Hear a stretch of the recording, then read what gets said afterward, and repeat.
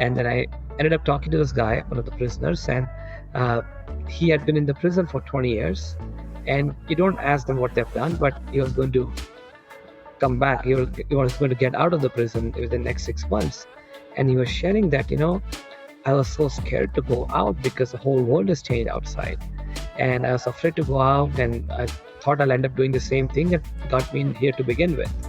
And then it's like, but after taking this program, it has given me the strength that I'll make the right decisions when I go out. And when I heard that, I'm like, wow, this is so profound. If someone who's in the prison can feel the transformation that he felt, imagine what regular folks would feel.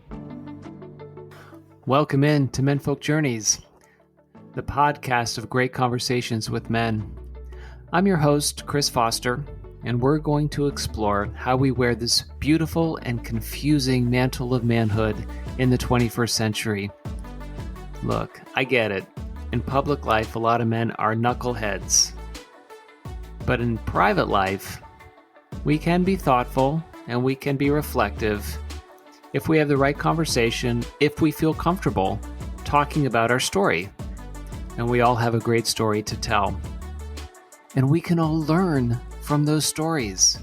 We can learn about who we've been, who we are, and who we want to be. And that's why we're going to have this conversation, so we can learn from other men just like us. And in this episode, we're going to be speaking with Shalin Desai. The program he was speaking about, well, it's breathwork. He does this as a side hobby, and he's made it a point of his life, and it's changed his life, and he's changed so many other lives. He's a remarkable man, and I love his story. Welcome in to Menfolk Journeys.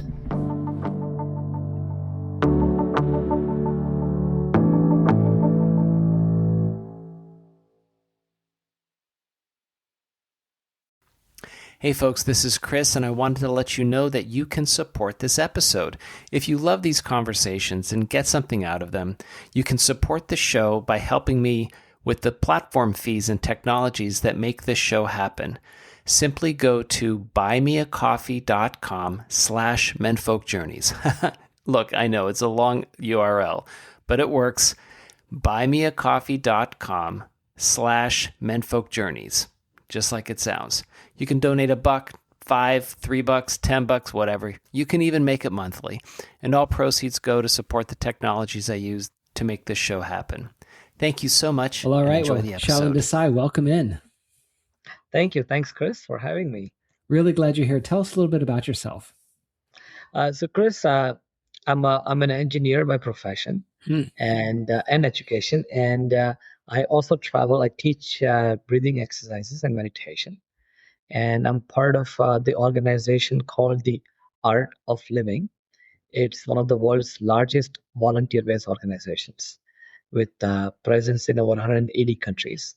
And the founder of Art of Living is Gurudev Sri Sri Ravi Shankar. He's a world-renowned humanitarian and a peacemaker, and his mission is to create a stress-free and a violence-free society. So that's how I got connected. Now I travel quite a bit around the country. I've taught the Art of Living programs in 64 cities around the country. Wow. So I travel quite a bit and teach the workshops, and I love, when you're really passionate about what you do, you don't get tired. In fact, you get more energized by that. Yeah, we'll talk a lot about that in terms of passion and motivation. Interestingly enough, Shalin, though, you're an engineer by trade and education. There must be a connection with the formalities and the process and method of breathwork and some of the engineering methods that you have in terms of structure and building and repetition. Did you find that there's a connection when you were first introduced into breathwork? So I got introduced to the breathwork when I was 16. So I was still in high school. And my mom had done it, and she absolutely loved it.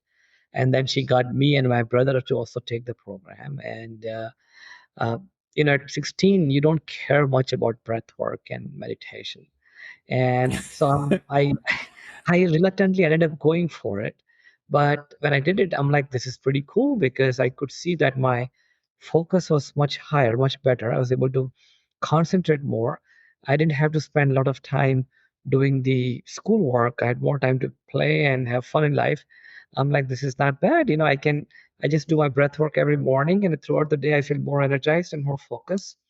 So it definitely helped me get into the engineering school because I'd learned these things. It really definitely helped me get into it. And once I became an engineer, I was going through my schooling and all that, and I continued with my breath work and something I'm like, this is pretty cool, like how the whole thing works. So, but then the logical mind also kicks in. I'm like, this, I know this is working, but I want to know how this is working. And Mm-hmm. now the sky breath, the Sudash, it's the Sanskrit word is called Sudarshan Kriya, the sky breathing that we teach in the Art of Living course. There have been more than about 100 independent studies on that. So, so now a lot of things that we teach, there's a lot of science backing that. And I'm like, okay, that makes sense because I know it's Sure. working. I just, Because it's working just from your own life and from seeing other yeah. people. So I'm really curious about that. I talked with a man named Christian de la Herta, and that he did breath work too, and it transformed his life in terms of his entire vision of who he wanted to be. And I was really not taken aback by it, but I was really profoundly interested in that simple act of understanding how to breathe and different kinds of breaths. So when you were introduced at 16, and did you feel that it kind of changed the trajectory of your life by being introduced to it? Oh, absolutely. I mean, now when I look back, I'm 45 now.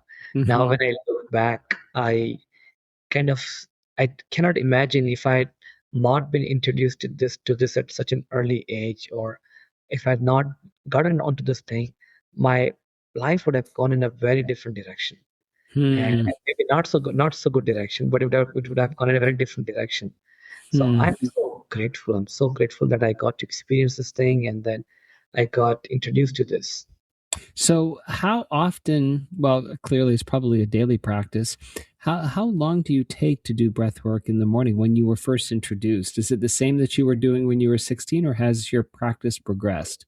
Yeah, my practice, I've added more stuff to it, but when I first learned it, my practice was about 25 minutes every day. And Huh. That's not a yeah, lot. That's not a lot of time to change your life. it is not at all. Right? 25 minutes a day to change the trajectory of your life. Yeah, yeah, I know a lot of people who go on Facebook for more than 25 minutes a day. It doesn't that's change their true. lives That's for the true. better. Yeah. That to me is so interesting. And when you started to do it, what kind of changes did you feel? You mentioned increased focus, maybe some tranquility, but physiologically, like physically, did you feel a change? Physiologically at the same time that, at that back then when I learned, and I would sometimes get angry very easily. Mm, Something small things would tick me off. And the the not so good part about that was back then, there was certain pride in getting angry, like, oh, I'm angry now, things need to be changed. There's certain this thing people used to take pride in getting angry. And one first thing I realized when I started taking the program is that even though anger would come, it won't last very long. right. So it's not like I'd be lying if I say that I never get angry, but now it's like you get angry, but the anger doesn't stay that long. And I'm like, that's pretty cool. And physiologically, what I saw is that until then, every time I would get my exams, I would have the exams, and I would fall sick because I'll start worrying, and that then, and when you're worrying too much, you're too stressed, the immunity goes down, and then you catch something, you'd end up catching cold, cough, whatnot. And after I started taking and doing a breath work, I realized that I wasn't getting sick that often. Somehow Hmm. the immunity went up because it's very, very interesting, Chris, that how the mind and the body are connected. You could be sitting in the most comfortable chair in the on the most comfortable beach, but if your mind is filled with thoughts of anger, anxiety, worry, you cannot enjoy that. You get Right. tired, you get trained. And that's what it is. The connection between mind and body is so strong. When the mind is pleasant, when the mind is happy, when the mind is strong, the outside things don't affect you that much. No, that's true. And I think that there, so much of it then goes to outlook, right? In terms of a positive outlook or negative outlook. It was interesting, Shalin. I was just thinking about some things the other on my flight out, and I was writing all these thoughts down. And what really struck me was the inherent, beauty that's around us, and that if you look hard enough, like this magic of life and creation is there. So on Saturday, my wife and I went to, we were tooling around Balboa Park in San Diego, and there's a botanical garden that's there that was built, uh, early 1900s, and they refurbished it. And so it's now reopened. But I was looking at one of these plants, Shalin, and it was such an incredible moment of symmetry where this plant had these overlapping leaves that started at the core and just unfolded and unfolded and unfolded. And then another plant had this beautiful symmetrical structure to it. And, you could say to yourself, well, Chris, that's with every plant. But that's the thing, it's with every plant. And there's such an incredible miracle of the pattern that unfolded within this plant. And it really struck me, Shalin, that there's this incredibleness that's right there in front of you. And as I left, and in Balboa Park, there are these different tents and people are selling different stuff. There's this one tent where it talks about reading the Quran, and it talks about taking a step towards Allah. And, this is this place, where you can go to find tranquility, and had some quotes from the Quran, etc. And then literally about 500 yards away was another tent where it says, "Why would you ever be Muslim? I'll pay you $5,000 to talk about this, talk about the Christian Bible and how Muslims a bunch of hocus pocus." And it does. And I was like, okay, here you have. And then no joke, walking down the alley was about 7 Buddhist monks in their yellow robes. And I was like, okay, this is awesome, right? I've got the Muslims here. I've got the Christians who hate the Muslims. I've got these Buddhist monks who are walking down. We've got all these various faiths. And it got me thinking that so much of that permeates division, permeates anger, permeates destructive thoughts, right? This competition for belief of what's really real.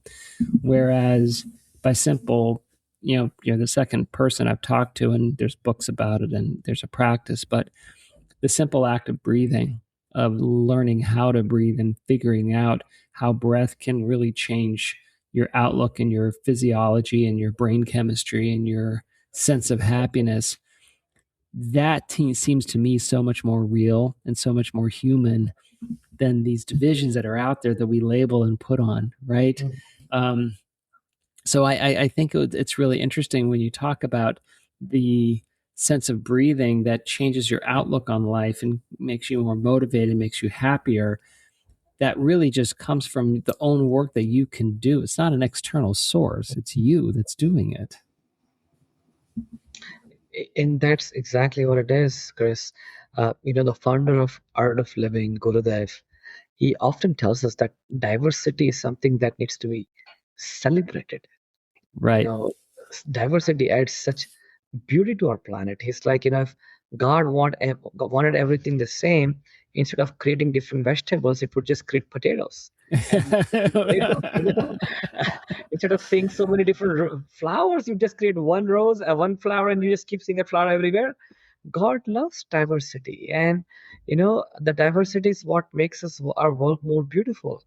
And instead of fighting the differences, if we all start celebrating the differences, appreciating what each other has to offer, the world will be a much better place. And and that's why I think this breathwork plays such an important role, because someone who's angry can only spread anger. Someone who's got hatred inside can only spread hatred outside. So unless and until we teach the humanity, we teach people how to be happy, how to be pleasant, this thing is going to continue in the world. No Right. amount of writing all kind of books or sermons about this or something about that is going to help unless and until we teach people how to be calm, how to be peaceful. Peace, calm, it begins from within. And someone who's always calm, who's peaceful, you won't see them going around doing shootings and doing violent stuff or hateful stuff. As Right. simple as No, that. that's true. And I think that when we're younger, we have these norms, we have these labels, we're put in these kind of boxes of, this is kind of how things are, and this is, what this person is. And you hear the labeling of other people from adults, right? When you're young, right? Oh, these people are like X, right? Or, when I was growing up, oh, or don't trust the Russians because the Soviet Union's evil, right? All this stuff. And you're 6 or 7 or 8, and when you're 3, you believe in Santa Claus because everyone tells you Santa Claus is real, right? So I guess the Soviet Union is an evil empire because that's what you're saying, and that's what our president's saying. I guess so, but it's a funny thing that the older that you get, hopefully you start escaping some of those preconceived notions and start thinking for yourself. I think one of the challenges that a lot of people have and a lot of men have in terms of thinking for themselves is how do you do that in a way, I don't know, that's positive, that's motivating, right? Instead of leaning to a place where you're angry or leaning towards a place where you're frustrated with the world. There are a lot of young men out there, Shalin, who are very frustrated with their prospects, very frustrated with being a man and what being a man means and the roles of manhood, without embracing, the qualities that they do have, or they struggle to find the qualities that they do have. I would think, and you'll know better because you practice, I would think though, by doing breath work and by even focusing on some of these tools, that you can change your mindset about who you are and how you think of the world. I'd have to believe that. Yeah, I mean, and it doesn't, you don't have to put an effort to change it. It just happens naturally. It Hmm. happens very naturally. The sky breathing that we teach, as I mentioned, the organization is one of the world's largest volunteer-based organizations, and some of the work that we have done is also been done in the prisons. And about 800,000 prisoners around the globe have taken the breath work. And Hmm. this is about 20 years ago. I live in Indianapolis, and there was a program in the prison that I had gone to teach. We have a separate set of team who does those courses, but I'd just gone for this particular program.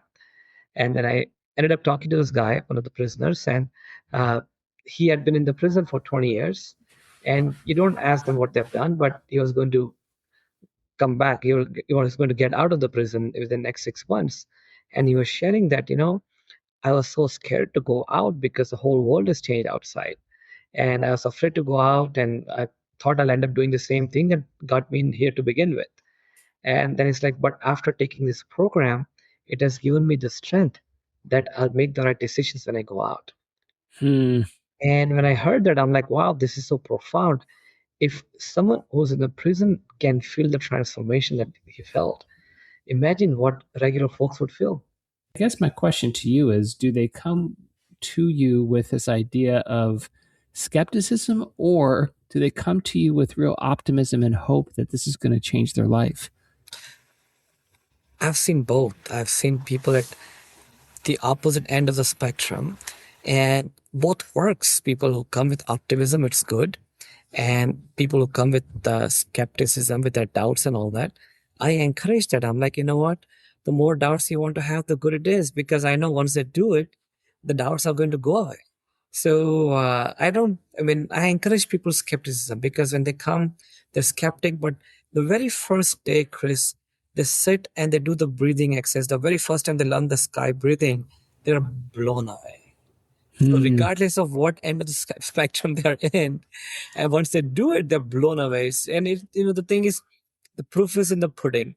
So once they get to experience, then naturally their doubts go away. So instead of me trying to convince them that this is going to be good for you, it's going to work for you, all that it requires is for them to just sit and do it, and it does the work. It And does then the it does magic. the work. Yeah. That's fascinating. Well, you know what I find too is that because one of the things that we talked about and that I see on your website and the art of living is this idea of, finding passion in life and feeling good about the purpose, right? And the I have to think that doing some of that breath work really tunes you into your own purpose as your own self. I mean, the one beautiful thing that no one can deny is that when you breathe, you are the one that's breathing, right? It's not anybody else. It's you, right? You're the one that's actually going through your own experience. It's personal, it's private. And it might unlock different things about you that you didn't know or think about. And, I'm sure it probably questions things that you find important, things that you didn't find important that maybe that's changed, right? The idea of having a dedicated breathing practice that becomes really important. Maybe that's more important than scrolling on Facebook or doing something else that you thought was important, right? So I imagine that it changes also your sense of what's valuable in your life, right? To make a priority of it so that you spend that time doing it. Yeah, definitely. It brings certain passion in life. You're able to pursue the purpose that you feel like this is my purpose in life. And this is something very subtle, but what I've realized is that it's not just one or two things in my life that I end up being very passionate about and I start pursuing. I've realized that even small things that end up doing, there's passion in that. Otherwise, it's Mm, easy. You have a one passion in your life. You want to travel around the world. I'm just giving an example. You want to travel around the world. You travel around the world with passion, but anything else you do, there's no passion in there. So that's not good either, I believe. So what the breathwork did for me is that even small things you do having passion in there and doing that being fully present. So many times what I've heard, like, I was teaching this program once, and this couple was on the course, and both were very successful doctors. One is a pediatric cardiologist, one is a pediatric gastroenterologist, super successful people. And they were saying that after they took the program, they're like, what amazed us was that they're successful people, they're super successful and all that. But mm-hmm. they're like, well, after the program, we realized, like, when we come home and when we are with the kids, we are actually fully present with the kids. And they were like, that was not the case before. We would come home and we'd still think about what happened at work today. And even though we are physically with the kids, we were not fully present. And they're like, Right. after taking the breath work, I know that the mom was like, I know I'm fully with my kids. And she's like, that's the biggest thing this course has done for me. So Hmm. it's the simple things in life. It's not like everyone has to, have a huge purpose, or you have to climb Mount Everest or anything like that. For men, I mean, we have our jobs, we have our families, we have other things we do. What if there was a way to have passion in everything we do, not just when you hang out Right. and play pickleball or over the weekend with your buddies, but anything you do, whether you're with your kids, you're doing your office work, if that passion comes in, if that feeling of being present just being there comes in, it's so beautiful. Yeah, because it changes your whole outlook on life. I mean, I think that, so we talked earlier about the young men struggling to find optimism, trying to find excitement or enthusiasm about the next stage of their life, right? There's so many men who feel so pessimistic. They're graduating from college. They have, maybe the overhang of, AI and, worried about whether or not they can get a job. And so it's a thing where finding just that optimism becomes a challenge. I would think and hope that anything you can do from a technique, from a practice to increase your optimism about life is a good thing, right? Because, the it's not Pollyanna to say, it is life is beautiful. I mean, empirically, if you look around you, life, like the act of life, is beautiful. It's incredible, and the world bends towards life expanding, right? It's conditioned to help life move along, right? The world kind of conspires to help you move along. Um, but a lot of people don't feel that way. And so when you start doing your volunteer work, are you trying to reach young men? Are you trying to find ways in which, these youngsters who are right on this cusp of moving into adulthood, where you can grab them and get invested in them, just like you were invested in you when you were 16, right? It changed the trajectory of your life. Are you able to do that with younger men? Oh, absolutely. We teach, our programs are being taught in about 134 campuses around the country, college campuses. And a lot of college campuses offer our programs as a credit course. So the students, when they're in college, they get credits for taking the Art of Living program. Great. And we found, like, in same with me also, like, it made such a huge impact because I was introduced to this at such an early age. And I'm very passionate about the youth taking this program because that's the future of our country. That's the future of our world. And I don't want somebody graduating and then feeling very pessimistic about the whole life, about the whole world. What if we Right. what if we had youth who were full of life graduating out of college, who had this, not just that they want to make money in their life, but they want to make the world a better place. If we had that kind of people graduating, obviously we'll be in a much better society. We'll be right back.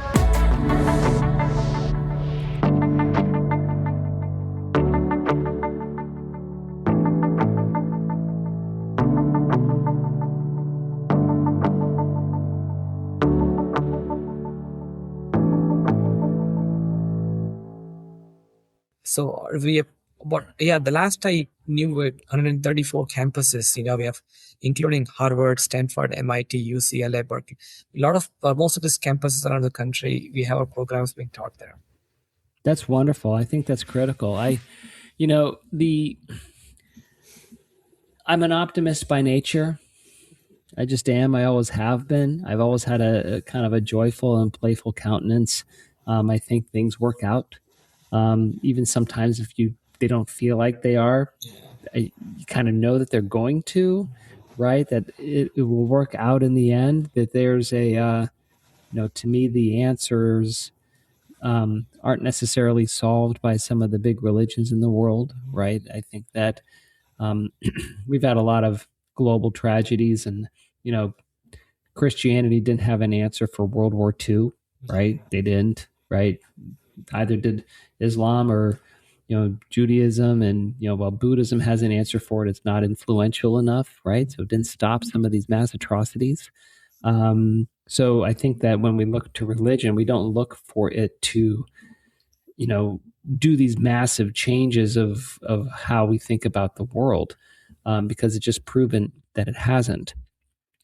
I think that change comes individually. I think that human beings individually have a belief about the world itself. Is it a good, just world? Is it a hateful, harmful world?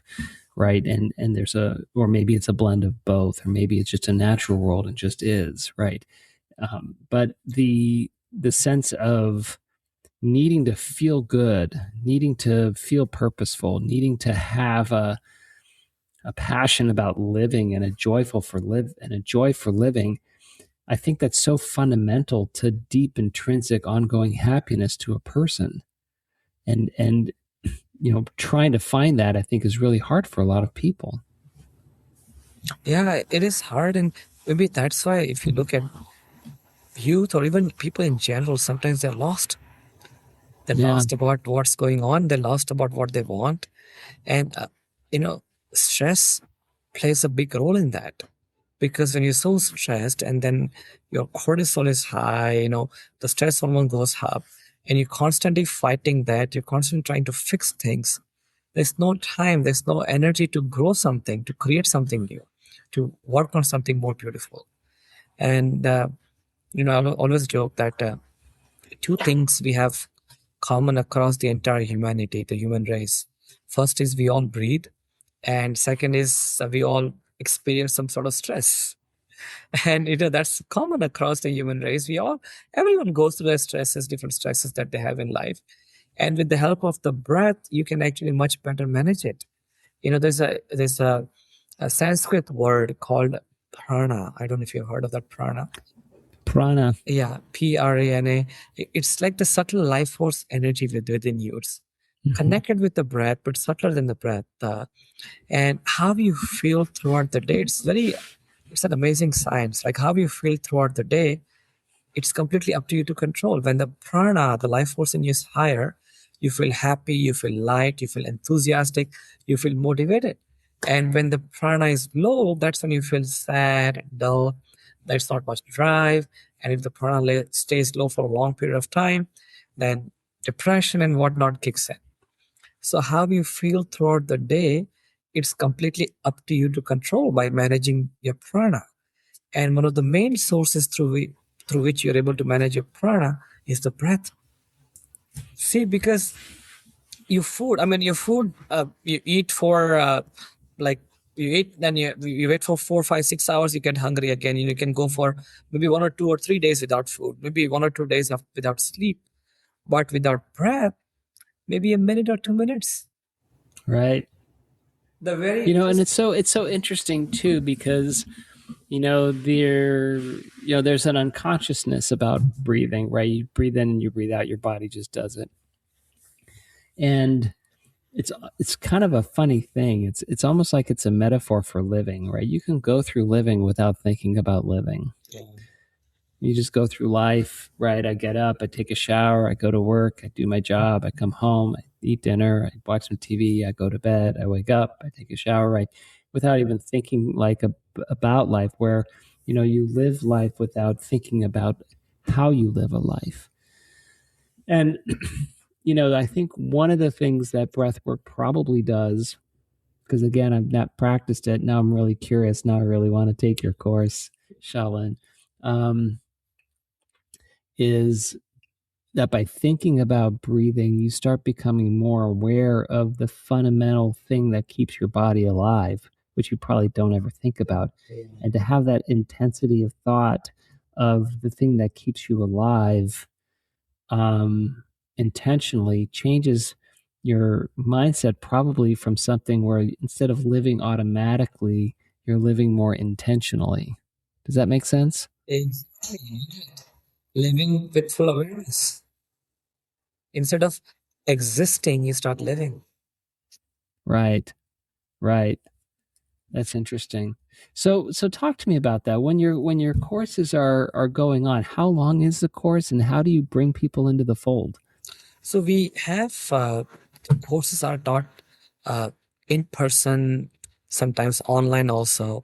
I prefer that people take the course in person because the experience is more, Sure. Yeah, more fun, and you like that interaction in person. It's taught over 3 days, about 3 hours each day. So usually it starts Friday evening, then Saturday morning, and Sunday morning.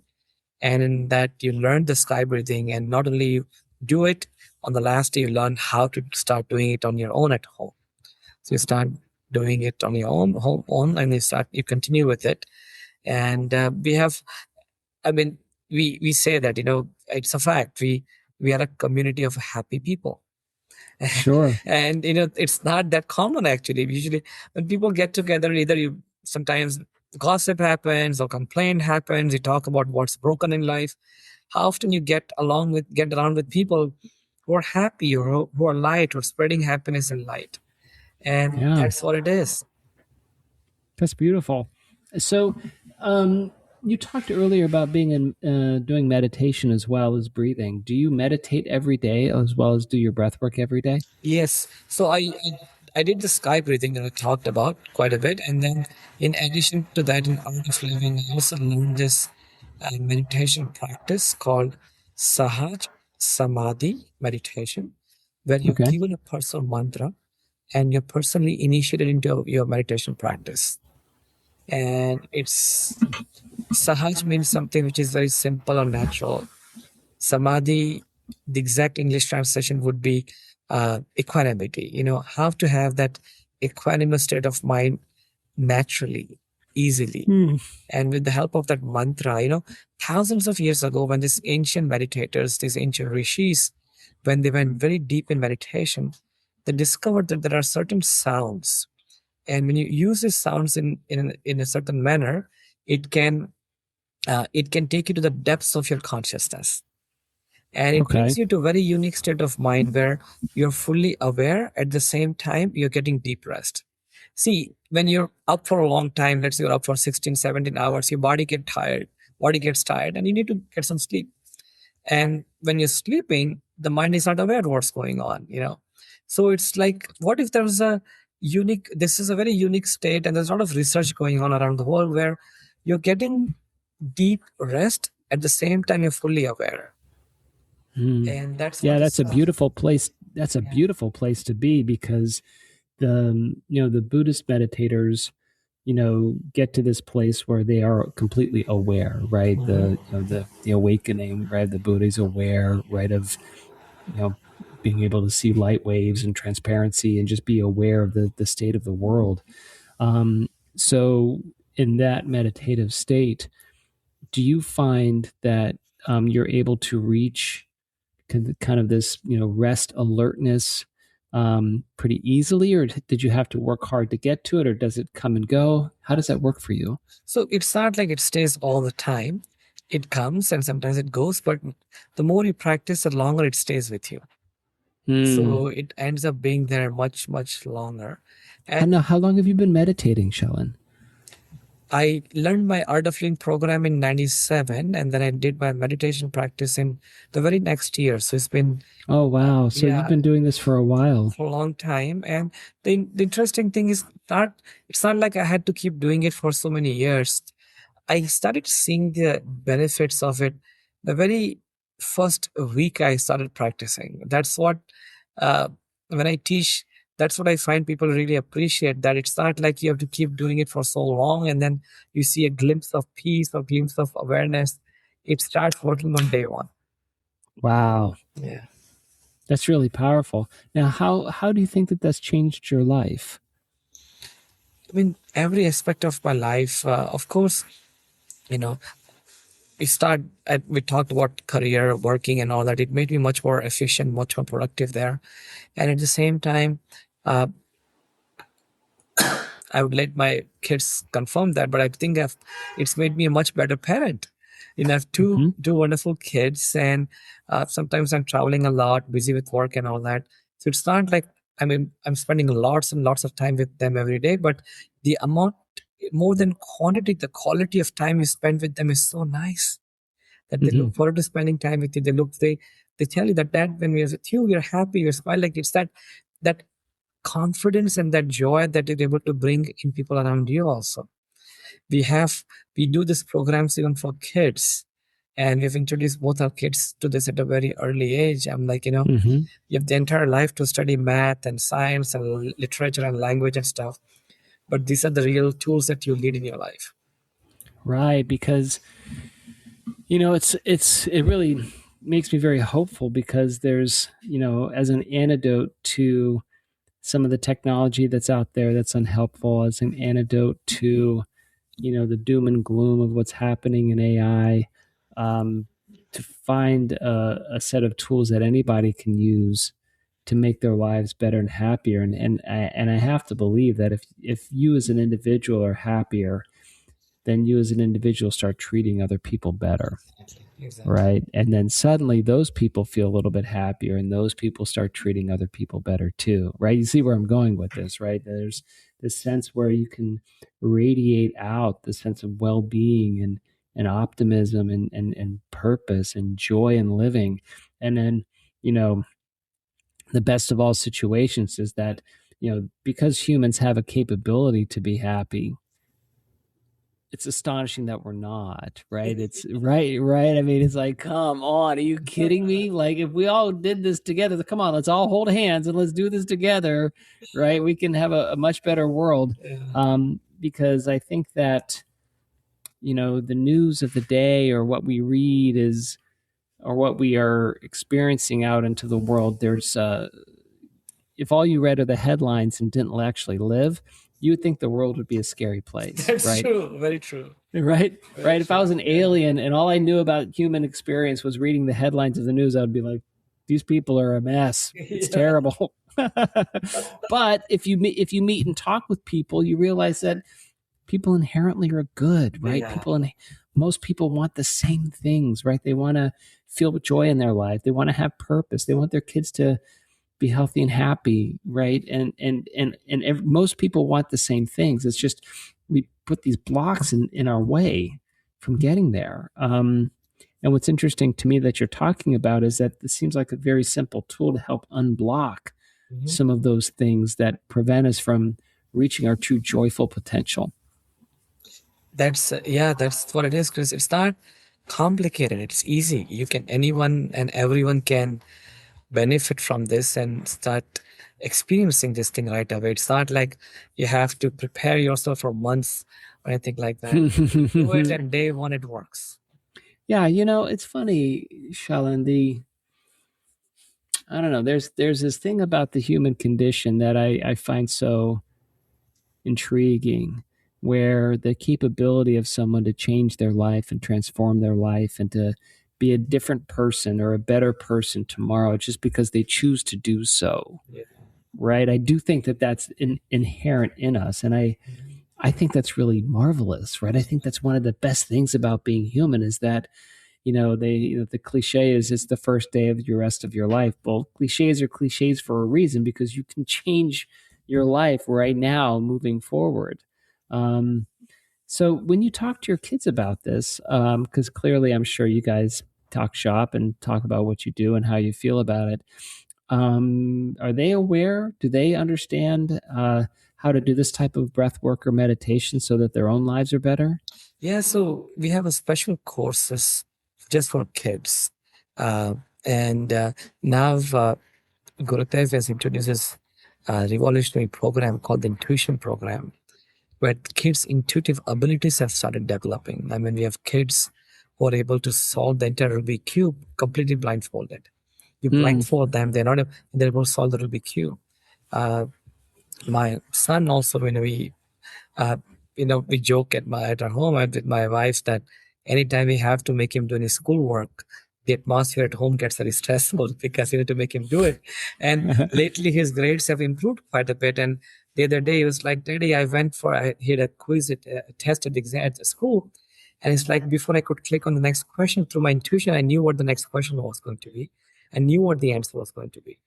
And Gurudev is saying that this whole intuition program, that what you're doing with the kids, it's going to revolutionize the entire education system. Because right now, the way the education system is that you have to study, you have to prepare, you have to memorize, and you have to blurt everything out. What if kids didn't have to do that? What if kids could do things just through their intuitive abilities? Right. And that's what we've seen a lot of kids.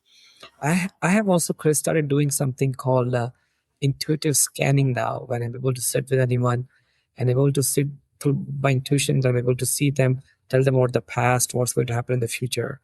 And people have said spot on, and years of meditation has brought up this intuitive abilities in you. I think it's beautiful. I think that is needed more than ever. I was just reading some articles in the New York Times about AI, and there were 12 people kind of thinking about what AI is going to do, right? Kind of the prognosticators. And I know that Claude has recently released one of their newest one, the Mythos, however you want to pronounce it, but it's groundbreaking and earth shattering and all this stuff, right? And that will be, eclipsed probably in 6 or 9 months with the next iteration, right? So with all of that, I love this concept of human intuition, where developing meditation, developing breath work to make you more aware of, and my hunch is that you start becoming aware of people's expressions, their clues, right? You look in their eyes, their facial expressions, how they intonate and how they speak, and and suddenly you become even more aware of the person they are, right? Not just the label or whatever they're wearing, but the human that they are. That is something that AI will never be able to do, right? We've never, right? Everyone says, well, they'll get smart, it'll get smart. Human beings have had millions of years of evolution to learn how to be with other people. And there's an intuitive element, I think, that, animals have instinct, we have intuition. These are things that you can't program. It's impossible because there's no pattern to it, right? There's inspiration, right, which is different than a pattern recognition. So I think that's really cool that you're doing that with youngsters so that they can start developing their intuition and start developing their awareness, and that creating this sense of serendipity around their lives so that they're ready to meet opportunistic moments because they're aware of it, right? I mean, that's pretty cool. Yeah. And giving these tools, these skills to kids is so important because, I mean, I don't know, when we were growing up, we never knew about kids in middle school having anxiety and depression and whatnot. And nowadays you hear kids having all kinds of things. If kids had these tools at such an early age, I believe that this should be part of our formal education system where all the kids are taught these tools so that when they grow up, they just don't become, uh, you know, a professional, but they end up being a better human being, a good human being. Being a better person, right? I think that, we bemoan our educational system because it seems like it's so. This will sound wrong, and I'm not an education professional. I'm not in the board of education or anything, but it seems like when I've looked at it over the last X decades that there are these trends that appear with the education, right? First, you have to get everybody reading and writing, right? And then you have to do phonics, and then it's not phonics, it's something else, and then it's phonics again because the other thing didn't work, and now you've got kids get into coding. They've got to get into coding. Well, now they don't get into coding now because AI is taking all the code, right? So it's kind of like this whiplash of educational trends where fundamentally, though, we have not taught ethics. We have not taught how to be a good human being. We haven't taught home economics, right? We don't teach these things that help prepare youngsters for actual living of life. And I love it that if you've got a place within the school system where you can teach them to be better people because they're just simply happier with themselves, or give them tools to be happier, right? Man, to me, that's very valuable, if not more valuable than the tools to figure out an algebra 2 problem, right? It's true. Right? I mean, because it's a lifelong skill, because what we're trying to do is we're trying to have this next generation be better people. Just, fundamentally, right? Not productive, not be better workers, right? But be better people. We don't teach that in our schools these days. We don't, and that's why it's so much needed. Yeah, it is. So it's wonderful that you're doing stuff in the school. I think that's great. So how old are your kids? Can I ask? Yeah, my daughter is 14. My son is 11. Oh, those are great ages, right? They're right on this cusp of moving into teenagerhood where there's going to be all these influences in their lives. So the more centered and balanced that they have now, the stronger they'll be as they go through those pressures. That's it, Chris. We got introduced to them to this at the age of 7, both the kids, and oh wow, I see a big difference, especially with my daughter who's a teenager. I can see that how she steers away from bad influences, right? And without us telling her, she knows what is good, what is not good, and she's going to be a strong woman when she grows up. And these tools have really come handy for that. That's marvelous. That's marvelous. Good on you, Dad, for making that happen. I think that, as you started to teach and then you had kids, right? You had kids well after you've begun this practice, right? I'm sure that you were thinking, gosh, when do I start teaching my kids this? When do I start introducing them? Because you don't want to do it too early and bang them on the head and say, this is how life is. You want to, I'm sure, expose so that they're interested and continue with it. Was that a discussion you had with your family? Yeah. So what happened was, we have kids courses that started 7 years old, and we didn't have to, I didn't have to convince them that, it's not like I taught them something. We have a separate courses just for kids where they get along with other kids, and the whole program is so much fun, Chris. They play a lot of games, they do a lot of fun stuff, and then they also sit and meditate and breathe, and the kids love it. So it was not awesome. something I had to force upon them that, you have to do this thing, you got to learn this thing. I enrolled them for the course. I sent them up. They went for it. It was like any other class, like swimming class or music class. They ended up going for it. And I know last day they didn't want to come back home. They were having so much fun there. That's wonderful. Yeah. So you just make it so much fun for kids that you don't have to enforce it. They naturally want to keep doing it. That's wonderful. That's great. So it's called theartofliving.org. Yes, artofliving.org. Wonderful. And if it's nationwide, so anyone listening to this podcast can look it up and find courses for themselves? Yes. They can go to a website. We teach courses all over the country. And for some reason, if you're in a place where there are no in-person courses, you can always take the courses online. Wonderful. Well, Shalin, I've got one final question for you. First of all, thank you for this. What a fantastic discussion. It makes me really excited to take a look at it and pursue it when I get back home. So who is someone that you know that I don't know, but I should know? My role model is Gurudev, the founder of Art of Living. He's really inspired me because his passion towards selflessly making the world a better place. And I would highly, highly, recommend that you get to meet him whenever he comes to the US next. He'll be coming to LA in August, actually. I'll share more information with you. I would love that. I'd love to learn about that. Thank you so much. Well, I really appreciate you chatting with me, Shalin. Thank you for the time. Thank you. Thank you so much, Chris, for having me. Wonderful conversation. Oh, it's wonderful meeting you. Have a great evening. You too. Thank you.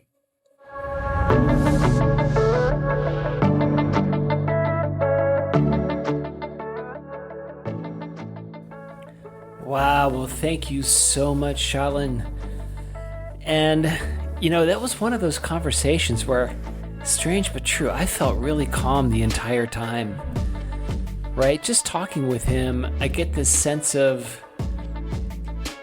inner, I'm not going to call it tranquility, but I'm just going to call it an inner calm. This guy just seemed so level and so pleasantly happy with who he was and what he was doing. And maybe that's the breath work. Maybe starting at such a young age where he realized that his anger and his thoughts could calm down and he could be a different person just by focusing on breath. It's so remarkable. Well, what did I learn from Shalin? Heck, I learned that I need to do some breath work, man. I need to figure that out. I need to give that a try. I need to see if I can change how I feel about my physiology, my spirituality, my thinking, just by changing how I breathe and being conscious about that. And maybe getting some professional guidance. Wow. So there's so many mysteries about the world. There's so many mysteries about how men live their lives, and it's such a peek into how he lives his life. I hope you enjoy this podcast. I hope you enjoy these stories, and be a guest. Go to menfolkjourneys.com, book a conversation. Also importantly, if you are listening, tell a buddy. Tell other men. Let them know so we can grow this thing and we can get more listeners and we can all learn from one another because, gosh, we all want to get better together, right? So let's do it. Thank you so much for listening. Word bid Falarid.